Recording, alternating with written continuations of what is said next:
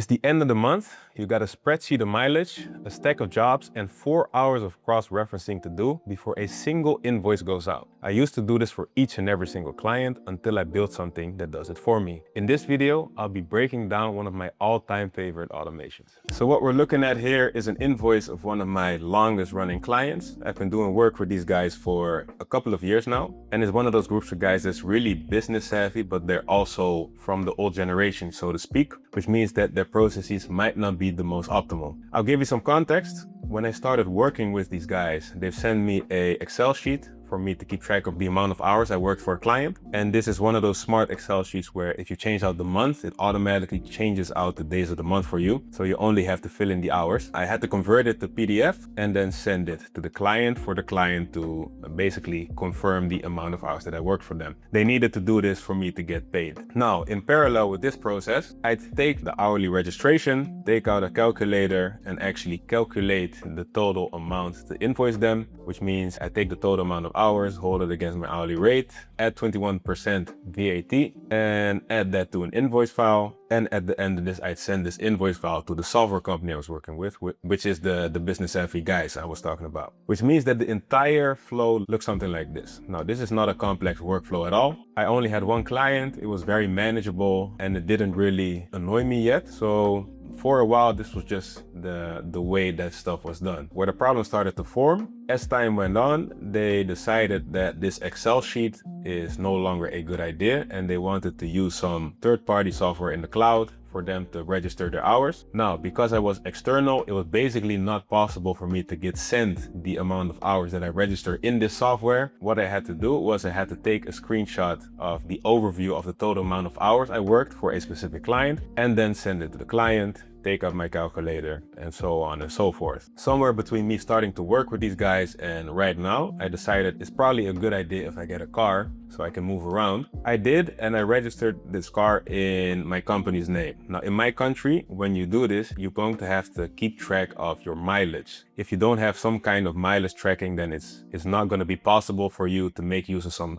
certain tax benefits that you get in my country for doing that. Now, one way that you could keep track of your miles or your business mileage, so to speak, is add these miles to the invoice you send to the customer, which means that it kind of changed my workflow a little bit. The first part stays the same. I register my hours in the software. I take a screenshot and send it to the client. I still get out the calculator. However, now I first start calculating the mileage for this client. I go back to the calculator and then calculate the total amount for the invoice and then send the invoice to the software company I was working with. Now, as you can see, this process is starting to get more and more tedious as time goes on. And at this point, I also had multiple clients. So invoicing used to take me a really long time, with this invoice process being the longest one of them all. Now, for this one client, I used to spend 4 hours a month doing it, so that's about half a day's of work. So I also realized once I got more clients, I was spending more time doing this, and I realized that this was not really a scalable solution. If I had 5 clients, I would be doing this for 20 hours, 40 hours for 10, and so on and so forth. So it was clear to me that this is not scalable and I need something different. I decided to make an automation for it, and before I start breaking it down, I'm going to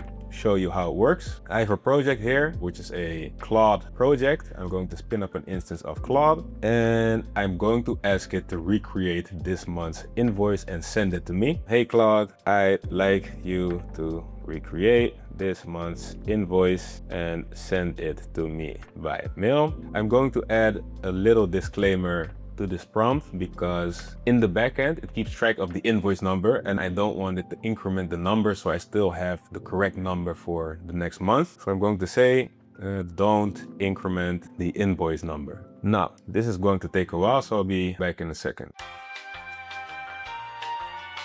I'm going to put it on bypass permissions because I don't really want to keep giving it permission for everything. I'm going to say, just go and do your thing. It's telling me right now it's done. It's created invoice number 69 and it has been sent to my email. So let's look at my email, couple test runs, and you see right here, there's a fresh email with invoice number 69 right here. This email contains firstly the invoice containing the total amount, the hours worked, and most importantly, the mileage on here. And the second file it created is the hourly registration that I have to send to the client so they can confirm the amount of hours that I worked for them. So breaking this down, what happens under the hood is I basically press the on button, which is me asking Claude to start the automation for me. Claude then goes into my Google Drive and it looks at two specific files that I gave it access to. The first one is the Google Sheet containing the mileage for all of the clients I've worked with. And the second one is the screenshot of the overview for the amount of hours for a specific client. Now, because it has the specific client name in the screenshot, Claude is going to know how to match that into the Google Sheet to extract only the miles that are actually used for that client and put it on the invoice for me. It's going to create the two files, like I said, the invoice and the hourly registration. And at the end of this, is going to send me the email containing the files. I added this manual review step in it because I'd like to review it first before I send it out to the software company and the client. Now, as time goes on, maybe you see that the automation has been properly trained, properly tested. You see that it doesn't really make mistakes. Then what you can choose to do is take out this manual review step and send the invoice through to the client right away. This way, when you ask Claude to start off his automation, then it's going to do literally everything automatically for you without any form of human interaction involved, except the on button in the beginning. So when I made this automation worked great, but I still found it kind of annoying that I had to manually press the on button, so to speak. So ideally what I want to have happen here is each first of the month, I'd like some scheduling software, some tasks to run in the background that has been programmed to run every first of the month and automatically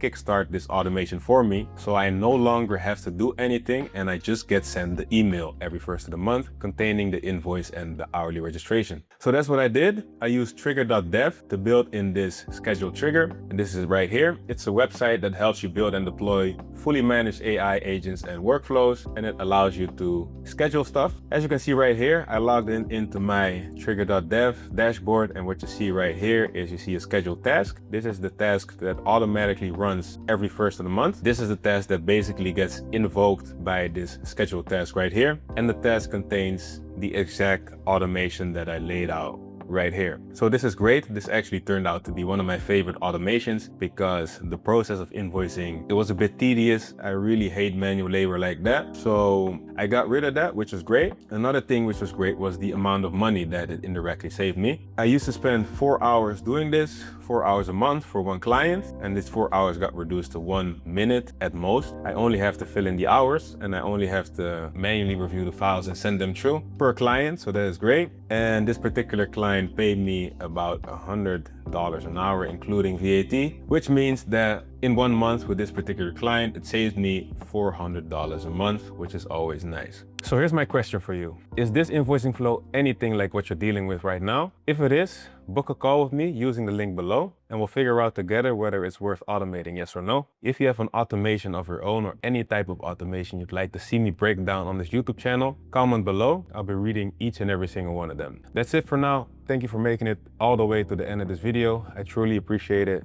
and I'll see you in the next one.